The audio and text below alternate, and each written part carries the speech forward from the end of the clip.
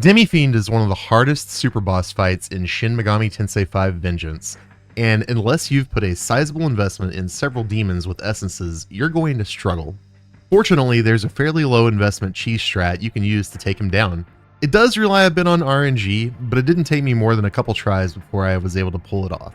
I'm going to break this down step by step and explain everything you need to know to successfully reproduce it. After quite a bit of setup, this strat enables you to kill Demi-fiend in one turn. You must successfully kill him in one turn, or he will just heal himself to full next turn and you'll have to reset. If you cannot output enough damage to pull this off, you'll need to either respec to put all of your points into magic since we're using Heavenly Ikiyumi, that or you can farm more balms.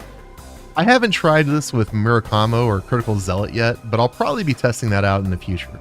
First things first, you will need a Nahabino setup that boosts Heavenly Ikiyumi as much as possible. This means that you'll need to use Almighty Pleroma and High Almighty Pleroma. You'll also want Abyssal Mask, Enduring Soul, and Null Fizz at bare minimum to avoid dying early, and that goes for pretty much everyone on the team. You'll need Evergreen Dance as well to help with setting up the Magatsuki skills. Next, you'll need Nahabiho for his innate skill Magatsuki Thriftiness to allow for us to cast Omnipotent Succession as our first action and retain enough Magatsuki for us to cast Charge later. Then you'll need a Yoshitsune with Mazan to make use of his innate skill Yumi Nagashi. This allows us to cast Mazan, which Kukulane blocks. This triggers Yumi Nagashi, causing us to lose 2 press turn actions and gain 1 press turn action the following turn. I was using a single target force attack before, but it wasn't as effective in generating enough Magatsuki as attacking the entire team was. Make sure you have all the miracles which help generate Magatsuki before attempting this.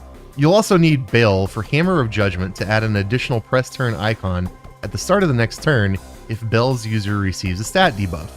This will be your starting team. In stock, you will need Nuwa for Firmament Restoration to add more press turn icons in the following turn, making sure to have Resist Fizz or Null Fizz to trigger this. You also need Kresnik for Righteous Cross and Kudlak for Figment of Darkness with Immortal Jihad that will enable us to trigger both of these. Kudlak also needs Safeguard to avoid eating a press turn icon. I'll explain these interactions more when we get to their setup. Other than this, you'll just need a full Magatsuki gauge going into the battle.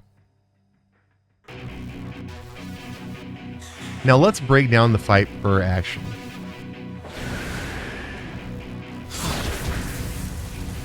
On turn 1, Nahabino goes first and casts Omnipotent Succession to buff himself, then swaps Nahabiho out for Nuwa, so we have Nuwa to generate more press turn icons on the enemy's next turn.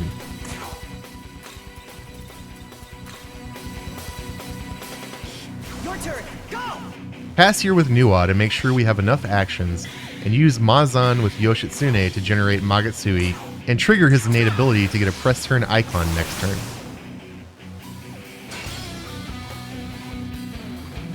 Bale needs to pass to allow Nahabino to use Evergreen Dance, then finally you'll need to guard with Nuwa. Now this is where RNG matters. During Demi-fiend's turn, you want him to use Deadly Fury on Nuwa so she can block or resist it to generate a press turn icon. Then you're hoping for one of Demi-fiend's demons to cast Debilitate on your team. That's the ideal setup, and at bare minimum you should now have 6 press turn icons on your following turn. There's no guarantee this is going to happen, and I've never been able to pull off this kill with less than 6 icons. Best of luck to you. Finally, we're at the killing turn. First have Nahabino change out Yoshitsune for Kudlak. Let's go! Then have Nuwa change herself out for Kresnik. Here's where it gets a bit complex. On Kudlak's next action, you'll want to use Mortal Jihad on Gira Makala so the attack will reflect and kill Kudlak. This will trigger Kudlak's innate skill, Figment of Darkness, which raises all allies' stats to the max for 3 turns, and it will also trigger Kresnik's innate skill, Righteous Cross, lowering all foes' stats to the minimum for 3 turns. At this point, we almost have our max damage output, but we'll top that off by having Bale cast Charge on his turn. You should have a maxed out Magatsuki gauge to allow him to do so, and if you don't, you'll need to reset and try again. After casting Charge, unsummon Bale. Then we begin our attack. For Nahabino's next action, have him cast Heavenly Ikiyumi on Demi-fiend.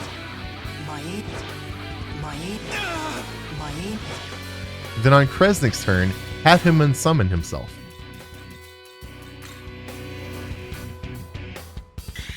Then proceed to cast Heavenly Ikiyumi until Demi-fiend is dead.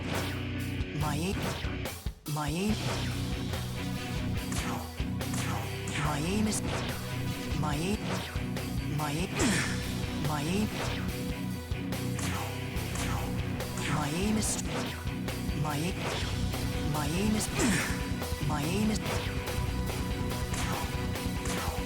aim is my aim is true.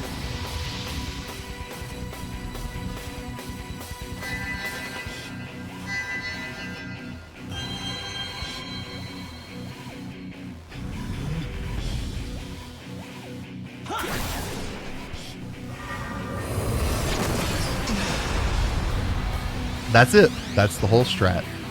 If you were able to pull it off, congratulations. You're the proud owner of a shiny new achievement and Demi-fiend's essence. If not, you'll need to play around with your setup till you're able to pull this off. I hope you guys enjoyed the video. I wanted to make sure to explain every step thoroughly to avoid any confusion. Let me know in the comments below if you have any questions, suggestions, or strats of your own for Demi-fiend or other bosses in SMT. Thank you all for watching. It means the world to me. Don't forget to like and subscribe, and I'll see you in the next one.